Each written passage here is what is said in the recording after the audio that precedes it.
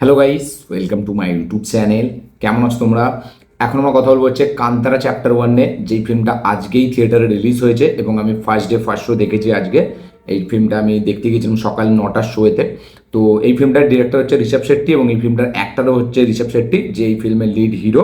এবং কান্তারা যেটা 2022-এ এসেছিলো, সেই ফিল্মের একটা প্রিকুয়াল ফিল্ম এই ফিল্মটা। মানে ওই যে কান্তারাতে আমরা যে স্টোরিটা দেখেছিলাম, তার আগে কি হয়েছিল কান্তারাতে, ঠিক আছে, সেই গল্পটা আমরা এখানে দেখতে পাচ্ছি। এবার এই ফিল্মটা আমি দেখলাম, আজকে কমপ্লিট করলাম এবং বাড়ি আসলাম এখন। তো আমার কেমন লাগলো এই ফিল্মটা, এবং এই ফিল্মটা নিয়ে আমি খুব এক্সাইটেড ছিলাম, কারণ ফিল্মটার ট্রেলার আমাকে দারুণ ইমপ্রেস করেছিল এবং ট্রেলারটা আমার বেশ ভালো লেগেছিল। এবং মানে ভালো বলতে বেশ ভালো লেগেছিল। সেখানে স্কেল, সেখানে গ্র্যান্ডার, সেখানে রিসার্চ পারফরমেন্স সব কিছুই বেশ হেভি একটা জিনিস মানে আমরা দেখতে চলেছি, সেরকম একটা গ্যারেন্টি দিচ্ছিল।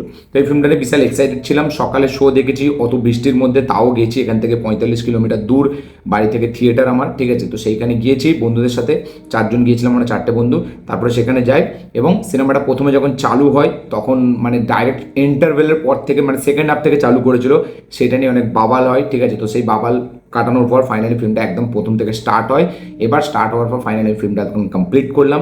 কেমন লাগলো আমার কান্তারা চ্যাপ্টার 1, যেটা কান্তারার প্রিকুয়াল ফিল্ম, ঠিক আছে। তো এবং কান্তারা যেরকম হয়েছিল সেই লেভেলের কি এই ফিল্মটা হতে পারলো, এবং এই ফিল্মটা কি সত্যি একটা হেভি মানে অডিয়েন্সকে ক্যাপচার করতে পারবে যেটা কান্তারা পেরেছিল, এবং ফিল্মটা কি দারুণ একটা বক্স অফিস কালেকশন করবে, সেই সব নিয়ে ভিডিওর মধ্যে কথা হবে। তো বেসিক্যালি কান্তারা রিভিউ করবো আমরা এই ভিডিওর মধ্যে।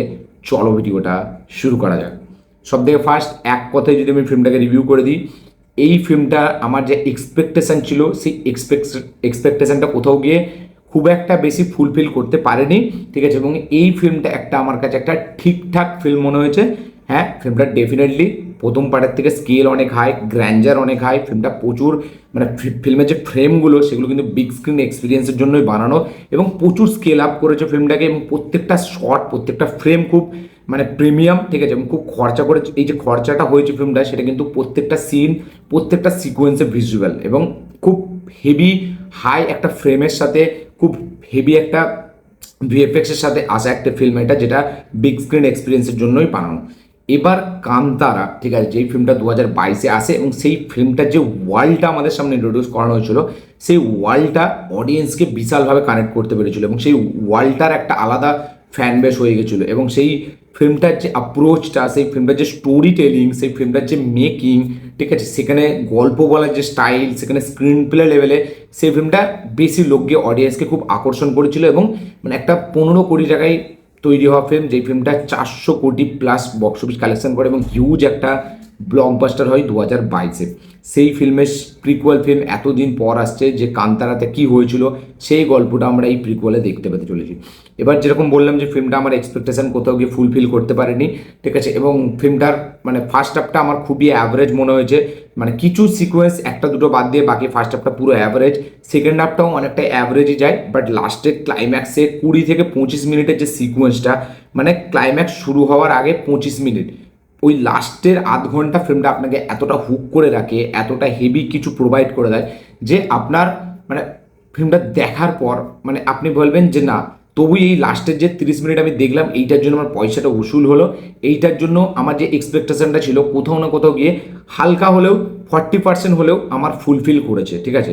মানে ক্লাইম্যাক্সটাই যে জিনিসগুলো আমরা দেখতে পাই, সেখানে যেরকম ফ্রেম, সেখানে যেরকম ভিজুয়াল, সেখানে যেরকম মানে কী বলবো পারফরমেন্স, ঠিক আছে, সেখানে যেরকম মিউজিকের কাজ, সেগুলো কিন্তু খুব এক্সট্রা অর্ডিনারি লেভেলে কাজ করে, এবং যার কারণে ক্লাইম্যাক্সের কারণে ফিল্মটা কিন্তু একটা বেশ ভালো একটা ওয়ান টাইম ওয়াচ ফিল্ম হয়ে রয়ে যায়, ঠিক আছে। কান্তারা আমি যদিও একবারই দেখেছিলাম কান্তারা, এবং মানে কান্তারা যে আমার বিশাল এক্সট্রা অর্ডিনারি ফিল্ম একটা মনে করে দিয়েছিল লেগেছিল আমার, এরকম না। একটা ভালো একটা নতুন ওয়ার্ল্ডের সাথে ইন্ট্রোডিউস করানো হয়েছিল, যেটা আমার বেশ ভালো লেগেছিলো। কান্তারার ক্লাইম্যাক্সটা খুব হেভি ছিল, এবং কান্তারার মানে পারফরমেন্সও সেখানে খুব হেভি ছিল।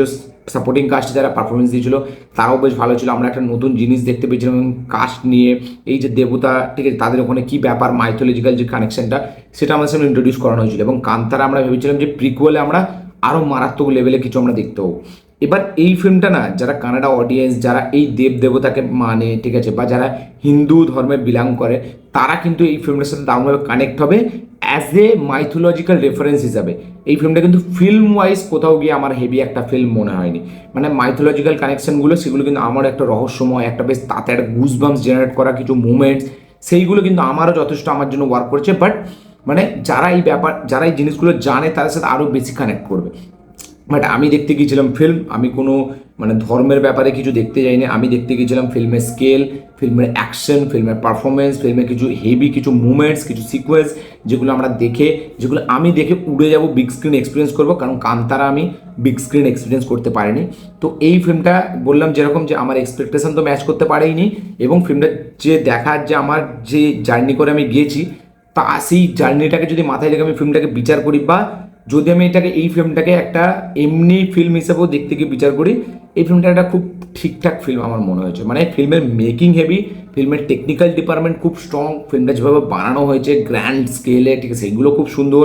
ভিজুয়ালি ফিল্মটা স্টানিং, ভিজুয়াল খুব সুন্দর, মিউজিক অসাধারণ, মিউজিকের কাজ খুব ভালো, টেকনিক্যাল ডিপার্টমেন্ট প্রত্যেকটা এই ফিল্মের ভালো, মানে পুরো টেকনিক্যাল ডিপার্টমেন্টটাই ফিল্মটা খুব ভালো। তার সাথে সাথে যদি কথা বলি, আমি যেরকম বললাম যে পারফরমেন্সের যদি কথা বলি, পারফরমেন্স ঋষভ শেট্টি অসাধারণ পারফরমেন্স দিয়েছে, মানে এক্সট্রা অর্ডিনারি পারফরমেন্স দিয়েছে। সে লাস্টের ওই 30 মিনিট যা করে দেখায়, আপনার পুষ্পার ওই সিকোয়েন্সটার কথা মনে পড়ে যাবে, যেখানে পুষ্পা ওই তার ভাই যেটাকে বাঁচাবে, ঠিক আছে, ভাতিজিকে, ঠিক আছে, ওই সিকোয়েন্সটার কথা মনে পড়ে যাবে। এবং যখন লাস্টে কালী মায়ের যে মানে রূপটা ধরে ঋষভ শেট্টি, সেটা কিন্তু অসাধারণ পারফরমেন্স দিয়েছে। এবং পার্ট ওয়ানে তার পারফরমেন্স মানে 100% থেকে এখানে সে 1000% পারফরমেন্স দিয়েছে। এবং ফিল্মটার প্রথম দিকটা আমার অনেক কালকি সিনেমাটার কথা মনে করা চলে, কারণ প্রথম দিকটা ফিল্মের অনেকটা ফাজলামো, অনেকটা ইয়ার্কি মারতে মারতে কেটে যায়, সিরিয়াস টপিক অনেকটা পরে আসে। যেরকম কালকিতে আপনারা দেখেছিলেন প্রভাসের প্রথম দিকটা, ফার্স্ট হাফটা খুব মানে অ্যাকচুয়ালি কালকি যে টেমপ্লেটে ফিল্মটাকে বানানো হয়েছে না, যে ফার্স্ট হাফটা এরকম ইয়ার্কি মারবে, সেকেন্ড হাফে নিজের এই যে ক্যারেক্টারটা সেটা নিজের সিরিয়াসনেস বুঝতে পারবে, ঠিক সেই রকমই অ্যাপ্রোচ একটা কান্তারার মেকার্সরাও এখানে নিয়েছে। এখানে ওই যে বললাম কালী মায়ের যে সিকোয়েন্সটা, সেটা পুষ্পার কথা মনে করায়, এবং ফার্স্ট হাফটা কালকির কথা মনে করায়, ঠিক আছে। এবং সেকেন্ড হাফের কিছুটা পোর্শন পরে গিয়ে, বা সেকেন্ড হাফ ইন্টারভেল লেভেলে, সেখানে আমরা মেন গল্পটা দেখতে পাচ্ছি যে ক্যারেক্টারটা নিজের যে সিরিয়াসনেসটা সেটাকে নিচ্ছে, এবং ইন্টারভেল সিকোয়েন্সটা খুব সুন্দর, খুব হেভিভাবে ডিজাইন করা, সেটা খুব ভালো লেগেছে। সেখানে একটা পোর্শন আছে যেখানে একটা বাঘকে ইন্ট্রোডিউস করানো হবে, সেটা দারুণ। সেখানে ঋষভ শেট্টি প্রথম বুঝতে পারবে যে অ্যাকচুয়ালি তাকে কী ইশারা করা হচ্ছে, সেই জিনিসটা ভালো। আমার গলা বসে গেছে, আমি কিছু কিছু সিকোয়েন্সে প্রচুর চেঁচিয়েছে, মানে বললাম যে কিছু কিছু ফ্রেম, এবং ফিল্মটা যেরকম টেকনিক্যাল ডিপার্টমেন্ট, ভিজুয়াল অ্যাসপেক্ট, ঠিক আছে, মানে মিউজিক, সেগুলো খুব সুন্দর। বাট ফিল্মটা স্ক্রিন প্লে লেভেলে, রাইটিং লেভেলে খুব পড়ে যায়, যার কারণে এই ফিল্মটা একটা ওয়ান টাইম ওয়াচ, একটা ডিসেন্ট ফিল্ম হয়ে রয়ে যায়। নাহলে এই ফিল্মটার পোটেনশিয়াল ছিল একটা দারুণ ফিল্ম হওয়ার। কারণ ফিল্মের লাস্টের 30 মিনিট কিছু ফার্স্ট যেটা একদম ফিল্মের যে স্টার্টিং পয়েন্ট, সেটা হেভি, ইন্টারভেল পয়েন্টটা খুব ভালোভাবে ডিজাইন করা। কিছু যখনই আমরা শুনছি যে দেবতাদেরকেও কেউ মানে সে কাবু করে নিয়েছে এখানে একটা কালো জাদু করে, ঠিক আছে, সেই সিকোয়েন্সগুলো, কথাবার্তাগুলো যখন শুনবেন আপনি, গুজবাম্পস হবে। এবং লাস্টে যেরকম মানে ঋষভ শেট্টির পারফরমেন্স, এবং ইন্টারভেলের যে পারফরমেন্সটা, ঠিক আছে, সেখানেও কিন্তু অসাধারণ পারফরমেন্স দিয়েছে। এবং একটা সিকোয়েন্স আছে যেখানে মানে ঋষভ শেট্টির গ্রামের লোকেদের উপর অত্যাচার হবে, সেখানে ঋষভ শেট্টি যেরকম পারফরমেন্স দেয়। তো 2-3টে সিকোয়েন্সে এই ফিল্মের পুরো ফিল্মটাকে টেনে নিয়ে যায় ঋষভ শেট্টি একার কাঁধে, এবং সে মানে এতটা সুন্দর পারফরমেন্স দিয়েছে, আমি বলে দিতে পারি যে ন্যাশনাল অ্যাওয়ার্ড সে হয়তো পেয়ে যেতেও পারে আবার, মানে এই ফিল্মটার জন্য। মানে সে এরকম লেভেল অব দি পারফরমেন্স দিয়েছে, সেই পুরো ক্যারেক্টারটাকে গুলে খেয়েছে, তার ক্যারেক্টারের আর্ট, তার ক্যারেক্টারের যে পোটেনশিয়াল, এবং সে যেরকমভাবে ক্যারেক্টারটাকে নিয়েছে, যেরকমভাবে তার মধ্যে ঢুকেছে, যেরকম তার ক্যারেক্টারটাকে বার করেছে, সেটা ব্যাপক। মানে ঋষভ শেট্টি এখানে অন্যরকম একটা পারফরমেন্স দিয়েছে, যে পারফরমেন্সটা রিসেন্ট টাইমে 2025-এর অন্যতম সেরা পারফরমেন্স আমি বলবো। মানে 2025-এ আমার দেখা সব থেকে সেরা পারফরমেন্স এই মুহূর্তে ঋষভ শেট্টির কান্তারা। রুক্মিণী বাসান্তের যদি কথা বলি, রুক্মিণী বাসান্ত লাস্টে তার ক্যারেক্টারে যেরকমভাবে টুইস্টটা রিভিল হয়, সেটা অন্যরকম, সেটা হেভি মজা দেয়। এবং সেটা আমি হালকা প্রেডিক্ট করেও ফেলেছিলাম, এবং আমি বলা যায় পুরোটাই প্রেডিক্ট করে ফেলেছিলাম। আমার বন্ধুটাকে বলেওছিলাম যে এরকমই গল্পটা হতে চলেছে, এবং সেটাই হয়েছে। এবং রুক্মিণী বাসান্ত শেষের দিকে, রুক্মিণী বাসান্তকে যেহেতু আমরা এরকম ক্যারেক্টার খুব একটা দেখিনি, তো এই ক্যারেক্টারটা কিন্তু সে হেভি, এবং লাস্টে সে কিন্তু হিরোর ওপরে বেশ ভালো ভারী পড়ে যায়, এবং সেইটা বেশ দেখতে হেভি লাগে। তো পারফরমেন্স ওয়াইজ এখানে রুক্মিণী বাসান্ত এবং ঋষভ শেট্টির পারফরমেন্স খুব ভালো মনে থেকে যায়। এবং বাকি গুলশান দেবের যদি কথা বলি, আমি সেই ক্যারেক্টারটাকে সেইভাবে ডেভেলপ করা হয়নি, তার ক্যারেক্টারের রাইটিংটা খুব খারাপ, এবং তাকে সেভাবে স্পেস দেওয়া হয়নি। সে ক্যারেক্টারটা আছে একটা টাইমের পর, তার যে অরাটা যেটা দেখানোর চেষ্টা করছে মেকার্সরা, সেটা দেখাতে পারছে না, ঠিক আছে। তো একটা টাইমের পর গুলশান দেবের ক্যারেক্টারটা খুব খিল্লি হয়ে রয়ে যায়, এবং তাকে খুব কম স্পেস দেওয়া হয়, এবং তারপরে একটা টাইমের পর সেই ক্যারেক্টারটা পুরো গায়েবই হয়ে যায়। তো পারফরমেন্স ওয়াইজ ঋষভ শেট্টি সে পুরো একা টেনে নিয়ে গেছে ফিল্মটা। তার আর রুক্মিণী বাসন্তের পারফরমেন্স খুব হেভি, বাট ঋষভ শেট্টি সবাইকে ছাপিয়ে যায়। ফিল্মের মিউজিক, ব্যাকগ্রাউন্ড স্কোর অসাধারণ, ভিজুয়াল কিছু কিছু সিকোয়েন্স যেগুলো খুব হেভি, টেকনিক্যাল ডিপার্টমেন্ট খুব ভালো, ফিল্মের মিউজিক খুব ভালো, সব কিছুই ভালো। বাট ফিল্মটার মানে স্ক্রিন প্লে এবং ফিল্মটার রাইটিং খুব খারাপ, ডিরেকশন হেভি, ঋষভ শেট্টির ডিরেকশন ভালো, বাট যেরকম বললাম যে স্ক্রিন প্লেটাকে সেভাবে হ্যান্ডেল করতে পারেনি, যার কারণে এই ফিল্মটা একটা ওয়ান টাইম ওয়াচ। যে মানে কিছু মুভমেন্টস যেরকম দরকার আমরা মানে ফার্স্ট পার্টে দেখুন গল্প মানে ওয়ার্ল্ড বিল্ডিং ছিল ঠিক আছে, বাট সেকেন্ড পার্টে তো কিছু কিছু মুভমেন্টস দিতে হবে। এখানে মুভমেন্টস আছে, বাট সেই মুভমেন্টসগুলো কোথাও সেইভাবে ইম্প্যাক্ট পড়ছে না, ড্রামা পড়ছে না, সেরকম কোনো ইমোশনস আমরা ফিল করতে পারি না। তো ড্রামাতে সেরকম ইমোশনটা ফিলই করতে পারি না, যেখানে একমাত্র ওই গ্রামের যে গ্রামের উপর যে অ্যাটাকটা হয় সেখানে হালকা ইমোশন, এবং ক্লাইম্যাক্সে আমরা ইমোশনটা বুঝতে পারি, ইমোশনটা ফিল করতে পারি। বাকি ওভারঅল ড্রামাটা কোথাও গিয়ে ওয়ার্ক করে না, ইমোশনও কোথাও গিয়ে ওয়ার্ক করে না। সব কিছু মিলিয়ে একটা ওয়ান টাইম ওয়াচ, একটা ডিসেন্ট ফিল্ম আমি এটাকে বলবো। ফিল্মের মেকিং খুব ভালো, বাট ফিল্মটা অ্যাজ ইট ইস অতটা ভালো নয়। ফিল্মটা আমার অতটা হেভি লাগেনি, যেরকম এক্সপেক্ট করেছিলাম সেই এক্সপেক্টও ফুলফিল করতে পারেনি এক্সপেকটেশন আমার। তো আপনাদের কি বক্তব্য, কি মতামত, কি রিয়াকশন কান্তারা চ্যাপ্টার 1 লেজেন্ড নিয়ে অবশ্যই কমেন্টে লিখে জানাবেন। যারা যারা এই ফিল্মটা অলরেডি দেখে নিয়েছেন তাদের কি বক্তব্য, কি মতামত, রিয়াকশন শেয়ার করবেন, কমেন্টে লিখে জানাবেন। যারা যারা দেখেননি দেখুন ভাবছেন তারা অবশ্যই একবার বিগ স্ক্রিনে এক্সপিরিয়েন্স করুন, কারণ বিগ স্ক্রিনের জন্য এই ফিল্মটা কিন্তু দারুণ, মানে বিগ স্ক্রিন এক্সপিরিয়েন্সে দারুণ মজা লাগবে। কিছু কিছু মিউজিকের কাজ, কিছু কিছু ব্যাকগ্রাউন্ড স্কোর এখানে এইভাবে ডিজাইন করা হয়েছে, ভিএফএক্স খুব ভালো, টেকনিক্যাল ডিপার্টমেন্ট খুব স্ট্রং।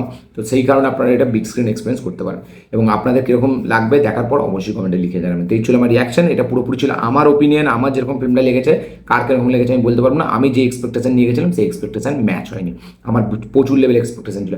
হ্যাঁ, আমি বলছিলাম ফিল্মটা যে খুব খারাপ ফিল্ম, আমি এটা বলছিলাম, ফিল্মটা যথেষ্ট ওয়ান টাইম ওয়াচ ভালোভাবে, বাট যে এক্সপেকটেশনটা আছে, যে হাইপটা আছে ফিল্মটার, সেই হাইপটা কোথাও গিয়ে ম্যাচ করতে পারেনি। এটা একটা স্ট্যান্ড অ্যালোন ফিল্ম হিসাবে আমি একটা ঠিকঠাক ফিল্ম বলতে পারি। তো এই ছিল আমার ভিডিও, ভালো লাগে থাকলে লাইক শেয়ার কমেন্ট করে দেবেন, চ্যানেলটিকে সাবস্ক্রাইব করবেন, বেল আইকন প্রেস করতে ভুলবেন না। দেখা হচ্ছে পরের ভিডিওতে, ততক্ষণের জন্য বাই।